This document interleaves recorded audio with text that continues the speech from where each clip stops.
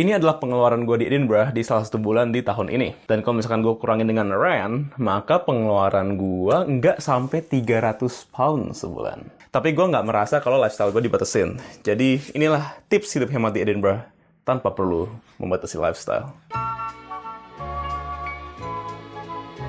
Of course, yang pertama banget adalah avoid eating out. Jadi, masaklah. Oke, sebelum matiin videonya karena lu akan ngomong it's obvious kalau masak bikin hemat, jadi video ini nggak ada gunanya. Let me tell you something. Aku nggak bisa masak. Aku cuma pernah masak babi doang. And that's about it. I'm a one-trick pony in terms of cooking. Jadi yang bisa aku lakukan di sini adalah aku biasa beli makanan-makanan yang kalian tinggal taruh di baking tray, kalian masukin oven, kalian tunggu, kalian keluarin lagi, itu udah bisa dimakan. Contohnya kayak ada makanan kayak chicken ini, atau mungkin chicken dippers. Ini sebetulnya mirip sama nugget, tapi dia isinya pakai dada ayam. Dan kalau misalnya kalian hitung harga per sekali makannya, itu gila. Murah kan? Kalian nggak perlu keluar duit banyak, kalian nggak perlu skill masak, dan yang paling penting adalah kalian juga nggak perlu banyak waktu. Ini makanan yang tadi sore aku makan, chicken dippers barengan sama kentang.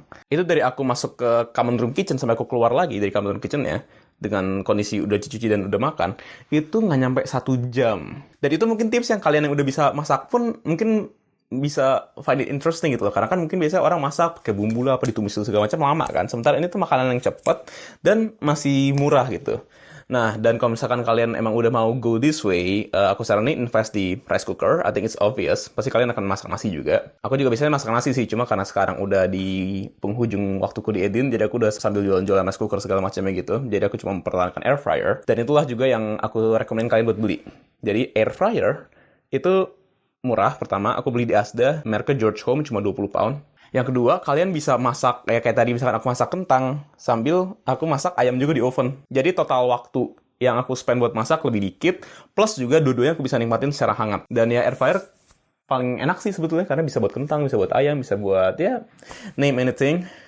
And it's really practical dan cheap juga. Oke, ngomongin soal makan, mungkin kalian nggak mungkin lah masak terus setiap hari gitu kan. Karena that will go against my principle of nggak ngaruh ke lifestyle kan. Jadi ya kalian pasti bakal eating out juga, atau bakal beli makanan di luar, biar ada variasi. Sebetulnya tahu-tahu aja sih tempat beli-beli makanan yang murah. Contohnya di sini ada Tesco dan Sainsbury yang menyediain meal deal. Jadi kalian bisa dapat satu main course, biasanya sih kayak cuma salad atau apalah gitu, makanan yang agak kecil sih sebetulnya, tapi cukup lah, I guess, buat one meal, sama snack, sama minum, itu cuma 3,6 di Tesco atau 3,75 di Sainsbury selama kalian punya member.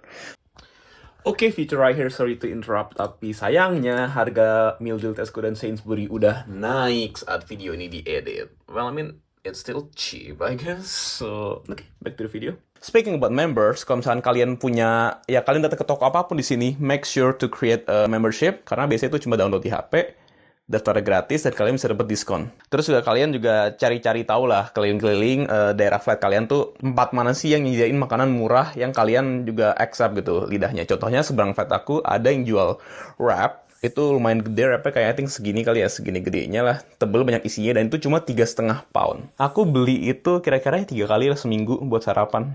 Dan itu pun udah ngisi banget, jadi aku mungkin cuma sarapan pakai itu, terus mungkin sekali makan di ya waktu-waktu sore malam gitu. Dan itu pun ya udah either eating out di tempat yang murah juga atau masak sendiri. Ya tapi itu di perspektif orang yang nggak bisa masak. Kalau misalnya buat perspektif orang yang bisa masak, mungkin cari video lain kali ya. I don't know jack shit about cooking, bro. Oke, dan yang kedua, ini mungkin sounds a bit controversial dan agak aneh, tapi please get a bike. Kalau misalkan kalian nonton video aku yang hidup di Edinburgh, mungkin kalian tahu kalau I bike a lot here. That's basically my main mode of transportation. It's not because I enjoy cycling. I do enjoy cycling.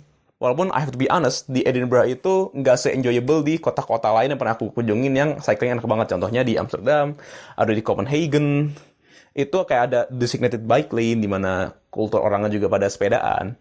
Di Edinburgh itu jalur sepeda selalu ada, ya kadang agak nyatu dengan mobil, tapi pasti ada jalurnya, jadi kalian nggak mungkin kenapa-napa, itu aman lah. Walaupun jalanannya sih agak parah, nggak di aspal gitu. Tapi kenapa I suggest you to get a bike regardless? Karena lihatlah harga bus ini. 2,2 sekali trip, 5 pound day trip. Kalau misalkan kalian mau langganan 1 bulan, itu juga kena 50 something. Kalau kalian langganan 9 bulan pun juga kena 500-an. That's a lot of money. Sementara kalau misalkan kalian beli sepeda, kalian bisa dapat di Facebook Marketplace gitu, mungkin cuma 100-an kali ya. Kalau aku sendiri sih beli, namanya dia The Bike Shop Or is it the bike store? I forgot. Okay, hold on. It's actually called the bike station. Ini cuma 180 pound. Oke, 180 pound buat sepedanya. Kalian bisa dapat jauh lebih murah sepedanya. Aku sih pakai yang 180 pound ya, karena pasti coba enak aja sih. Terus beli helm di Amazon cuma 10-15 pound doang. Beli lampu depan belakang 10 pound. Beli kuncinya itu harus yang proper ya, harus kunci D-lock supaya aman. Karena di Edinburgh, kalau misalkan kalian tinggal sepeda malam-malam di luar, itu adalah risiko sepeda kalian curi. Kalau misalkan kalian belinya di portal dari The University of Edinburgh, kalau kalian bukan anak Uni of Edin, ada cari kenalan terus kita tolong beliin dari dia, itu cuma 33 pound. Di mana harga normal itu 60. Jadi abis aku cuma pakai sekitar 220-230 gitu. Oh ya, sama aku juga beli kayak tas sepeda gitu yang aku taruh di belakang. Jadi itu bisa buat taruh belanjaan lah, atau taruh tas atau taruh barang apa di situ juga. Udah habis nggak nyampe 250 pound, which is like half the price for bus. Plus, kalian nggak dependent terhadap bus, karena di beberapa flat, termasuk di flat aku, itu bus cuma datang sejam 2 kali, dan ya kalian jadi mesti tunggu-tungguan, nunggu-nunggu di halte 15 menit, 20 menit gitu. Jadi kalian nggak usah dependable terhadap orang lain lagi. Plus, yang menarik juga adalah, kalau misalnya kalian pergi ke tempat lain gitu, yang deket-deket Edinburgh, kalau kalian pergi naik kereta, itu boleh bawa sepeda. Jadi buat kalian belum tahu, aku bulan lalu nonton Billie Eilish, ini ada kaosnya di sini. Nonton Billie Eilish di Glasgow, dan aku hemat pengeluaran di Glasgow, karena aku dari Edinburgh ke Glasgow, naik kereta, bawa sepedanya di kereta. Dan ketika di Glasgow, aku sepedaan dari stasiun ke tempat nontonnya. And back. Dan kalau misalkan kalian pergi ke tempat-tempat lain, ya udah selama keretanya bisa bawa sepeda, dan banyak loh kereta-kereta yang bisa bawa sepeda, ya udah tinggal bawa sepeda, udah hemat pengeluaran lagi. Oke, mungkin kalian ada yang nanya, lah ngapain beli sepeda, kenapa nggak jalan kaki aja? Fair, kalau misalkan akom kalian itu deket sama ya tempat kalian gawe atau tempat kalian kuliah, kalau misalkan itu betul-betul deket, walking distance kayak 10 minutes or less, maybe 15 minutes or less, itu fair lah. Tapi misalkan flat kalian udah agak jauh, jalan kaki 20 menit ke atas, kayak flat aku sekarang, naik sepeda itu cuma 7 menit dari aku beranjakan kaki dari ruanganku ini sampai parkir sepeda di Uni. Jalan kaki aku butuh 22-23. That's like a 15-minute gap. Kalau misalnya aku bolak-balik, itu berarti udah 30 menit. 30 menit per hari. Kalau kalian ke Uni 5 kali seminggu, itu udah hemat 2,5 jam. Berarti sebulan udah hemat 10 jam. That's 10 hours a month that you can use for, I don't know, any other thing. Jadi ya nggak semuanya sih sebetulnya harus punya sepeda. Cuma kalau misalkan kalian considerable amount of distance lah gitu, mendingan pakai sepeda sih daripada langganan bus, karena ya bus yang mahal. Dan juga most of the time, naik sepeda sama naik mobil itu waktu temunya mirip di sini. Karena ada jalanan-jalanan yang cuma bisa disentuh naik sepeda doang, atau karena naik mobil suka macet gitu kan. Kalau kalian bisa punya sesuatu yang bisa membawa kalian dari poin A ke poin B dengan kecepatan mobil, tapi nggak semahal mobil dan lebih murah dari naik bus, why not? Oke, tips ketiga. Paket. Kalau misalnya kalian anak University of Edinburgh, nggak usah beli paket mahal-mahal. I think buat orang-orang Indonesia yang apply visa UK itu bakal dapat kayak semacam promotional SIM card di Lebara. Paketnya murah, dia 5 giga, cuma 5 pound doang sebulan. Dan kalau misalnya kalian anak University of Edinburgh yang tinggal di student accommodation atau mungkin bakal buang-buang waktu di kampus gitu, Wi-Fi-nya kenceng bro. Di flat lu Wi-Fi bakal kenceng di student accom.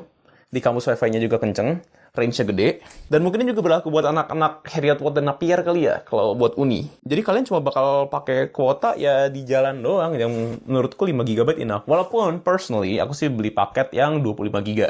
Itu 10 pound sebulan, tapi itu pun juga cuma gara-gara aku juga lumayan aktif lah outside of uni gitu. Kayak contohnya sering ke gereja, atau mungkin kayak ke tempat mana gitu yang mau sambil dipakai buat nonton YouTube atau apalah, itu ya something that I usually do sih. Jadi beli yang kayak gitu. Tapi sebetulnya 5 GB pun cukup. Dan jangan beli roaming. The second kalian nyampe di sini, di airport itu ada wifi, langsunglah beli paket di situ, dan aktivasinya pun juga cepat. Dari bus dari airport ke city centernya pun juga ada wifi. Kalau misalnya kalian naik Uber pun juga ya sekitar situ juga ada wifi. Jadi roaming tuh bakal buang-buang duit. Think about nyampe, kalau misalnya kalian nggak megang cash, nggak usah pakai money changer di airport, karena rate-nya mahal. Dan selama aku hidup 11 bulan so far di sini, aku bisa hitung pakai jari kapan aku pakai cash. Di sini itu it's that cashless. Kalian cukup kayak punya digital bank, ya, atau mungkin kayak buka account bank lokal, terus kalian connect HP, udah tinggal tap-tap pakai HP, selesai.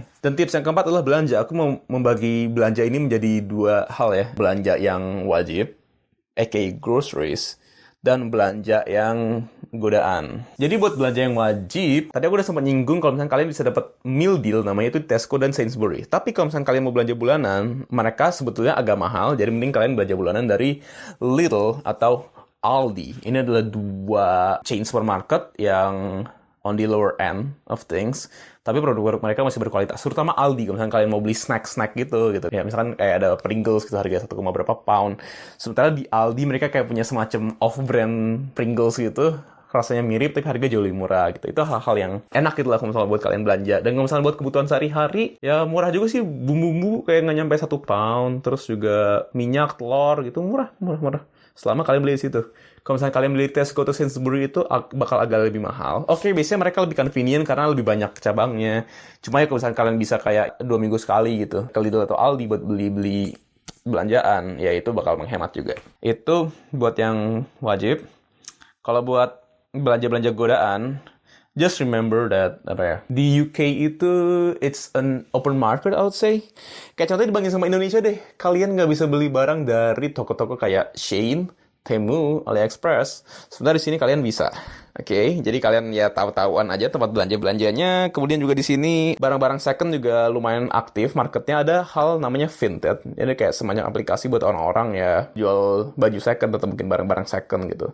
Aku sendiri udah beli beberapa banyak hal di Vinted. Salah satunya udah Kilt item ini.